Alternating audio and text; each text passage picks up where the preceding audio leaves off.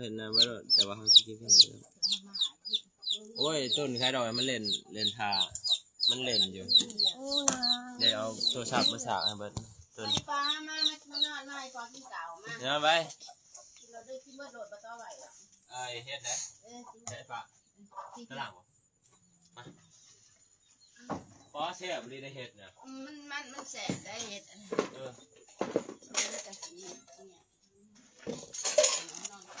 ไอ้ได้กินแล้วบ่ไอ้ผัวไอ้คนน่ะ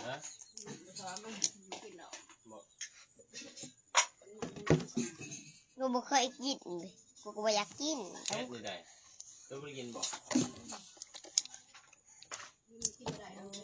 กินเฮ็ดมาจากปีแหละกินแต่นึงเนี่ยเสียบบริวารกินแต่นึงแม่ได้เท่าไหร่ถุงเด้เนาะ3 ถุงเมื่อวานเราแชทมาเขาดูน้องมันเป็น5ตัวมือเอาใส่ปลาครับนั่นล้างคอฮะ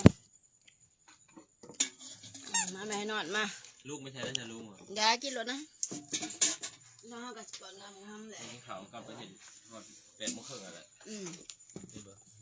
ไปลูก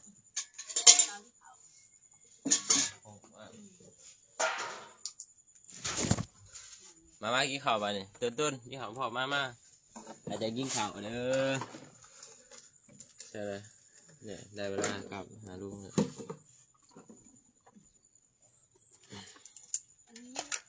ใช่บ่ได้แล้วขาคอได้เลยบนทีมนี้เด้อน้องสิไอ้นี่กินนะขาคอเรียบร้อยเลยดอกตาสวดออกเนาะไปเด้อน้องกินเด้อเบิ่งน้องเด้อกินเบิ่งน้องเด้อ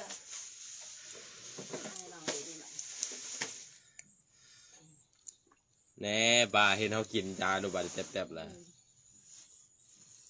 แตบๆน้ำแหละตัวเนาก็มีตัวเนาเอามีลายเม็ดอยู่แน่ป่าเนี่ยแตบน้ำแหละเนื้อกินได้เจ้าเด้อเนื้อกินน้ำเมป้าเด้อ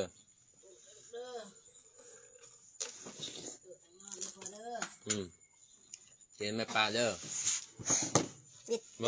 อิดกับบ่มีจ้าเพิ่งเหรอ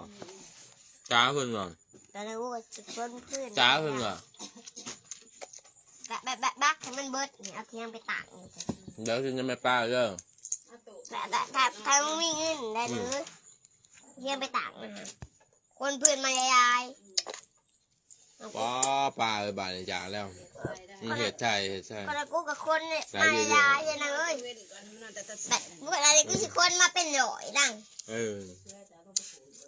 เจ้ามาเต็มเดินพี่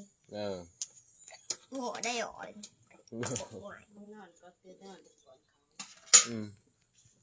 ดี๋ยวเช้านอนก่อนเด้อ8 โมงก็หอมด้วย7 โมงครึ่งมันก็โอ้ย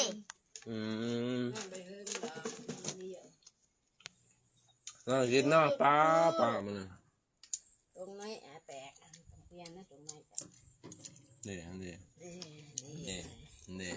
เมื่อแน่เห็ดครบยุ่มอยากกินเด้อกูมาแก้ไว้กูไม่อยากกินดอกเอามาใส่ถุงไว้มันเป็นมะกรูด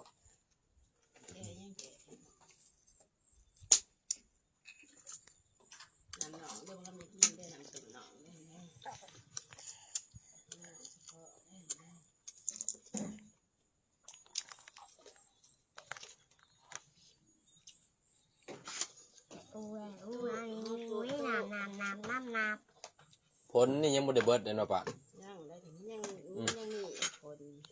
ขั้วลมมันยังมาทันออกพอมีผลมาโต๊ะแล้วคือว่าเศร้าเลยได้บ่ผืนพ้นนี่ก็ได้ถ้าลมมันขังกับลมพ้นลมแบบหนึ่งอันนี้มันตกเลยว่าสั่งท่ายรอบนึงจบเลยได้แบบถ้ามันบ่มีพี่พระดังห้องครึ่งแล้วเบิดนั่นแหละรอบย่างอันนี้พระดังท่านห้องพ่อเพื่อนแต่พระดังแตกคันบ่แต่มันล่าดิคือต้นนั้นคือต้นนั้นนั่งแตกเนาะคือต้นนั้นก็กระหยี่พงกูอยาก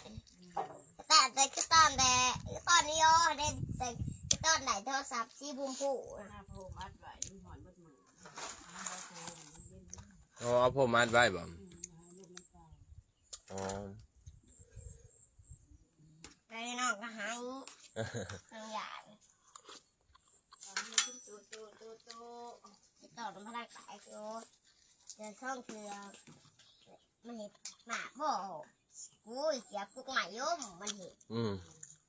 น้องมาตั้งเครื่องขาเกือบใหม่ บ่ กุกใหม่เกือบหากุกใหม่ ลำแห้งบ่